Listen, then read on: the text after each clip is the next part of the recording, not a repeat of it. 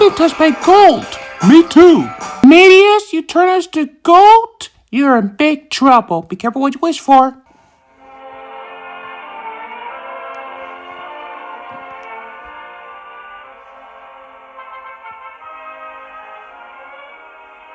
Once upon a time, a long time ago, there lived a king named Midas. Midas was a very rich king, but he was not a happy king. For with all his treasures of gold and jewels, this greedy man still longed for more wealth. All day he would think only of gold. Restless nights as he tossed about on his royal bed, he dreamed of more gold. He wanted above all else to become the wealthiest man in the world, and often he would forget his young daughter Marigold, whom he truly loved very much. And so for long hours, little Marigold played all alone among the lovely flowers of the spacious palace grounds. Bright, shining yellow flowers were her favorites, and she fashioned each day a bouquet of the most perfect of them to put upon the palace tables. The choicest flower of the lot was always shared with her father, but greedy King Midas only sighed and thought, if only these flowers were real gold instead of merely golden color, then they would truly be worth the having. But Marigold loved the sweet-smelling flowers just as they were, and she hurried to place them in cool, fresh water, lest they wilt. The bright yellow color of the flowers reminded Midas of the golden coins and the treasures hidden deep in his castle dungeon, and he worried that perhaps someone had discovered them.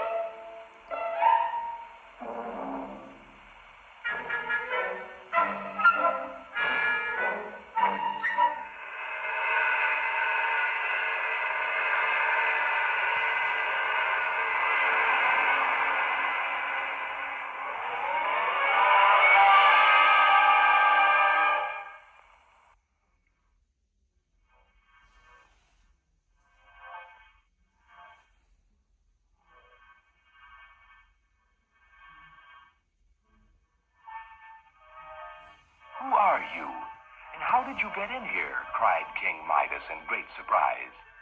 "It is of no matter," said the stranger. "But why are you not happy, King Midas? You have more golden treasures and more golden coins than you can possibly count in a day. Just what is it that will bring you contentment? What will satisfy you, King Midas?" King Midas sighed. "I have long dreamed of becoming the richest man in the world. I have only one wish. I wish that everything I touch would turn to gold. Then I could be truly happy." "Very well, then," the stranger said. "I will grant your wish. Tomorrow morning at early sunrise, you shall have what you desire. You shall have the golden touch. Use it wisely, King Midas. And now, farewell."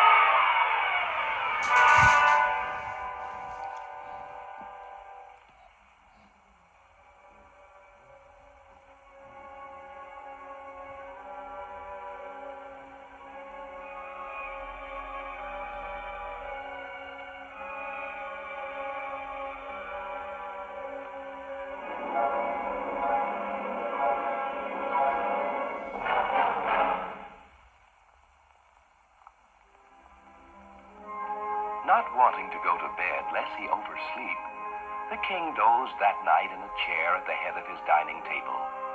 At dawn, the golden rays of sunlight pierced the palace windows. King Midas awoke at once, eager to tower of his promised golden touch.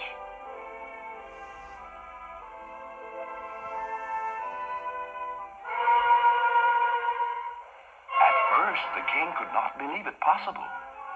But when he rapped upon the chair, he knew it to be solid gold.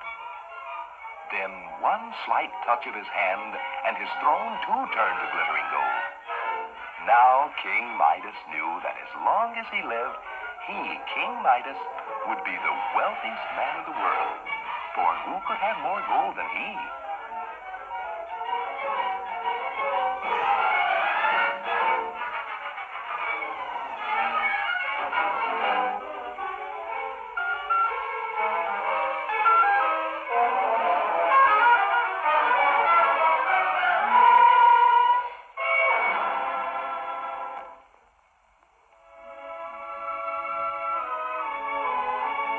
The golden touch made King Midas very happy.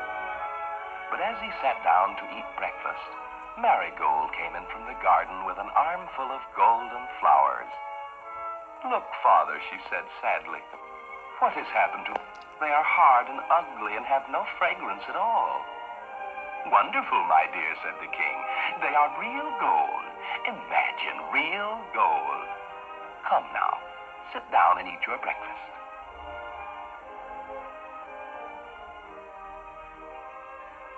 King Midas was very hungry, but as he reached for an egg, it turned to gold at his touch.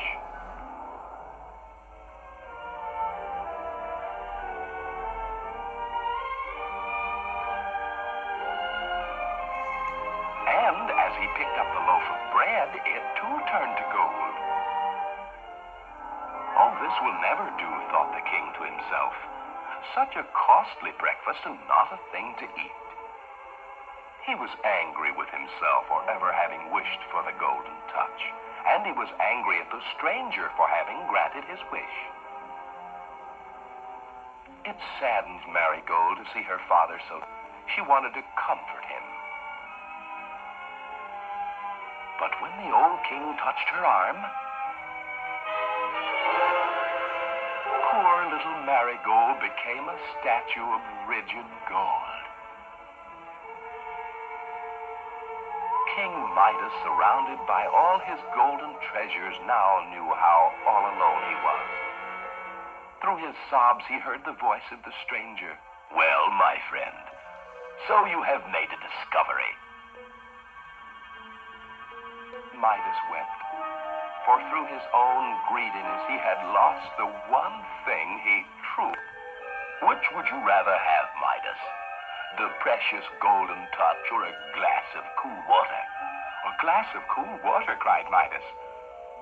"The golden touch or a crust of bread?" said the stranger. "A crust of bread," answered Midas eagerly.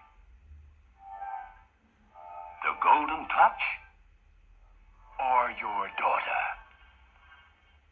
"Oh, my child, my dear, dear child," wept Midas. "Very well, then. If you wish to be relieved of the golden touch, wash your hands in the water of the river outside your garden. Then take a vase of the same water and sprinkle it over anything you wish to change back to its former state. Remember me." And the stranger disappeared. King Midas lost no time in obeying the stranger's words. He reached for an empty pitcher and ran for the river to fill it with the precious water. Shortly he returned and at once sprinkled it over Marigold's head.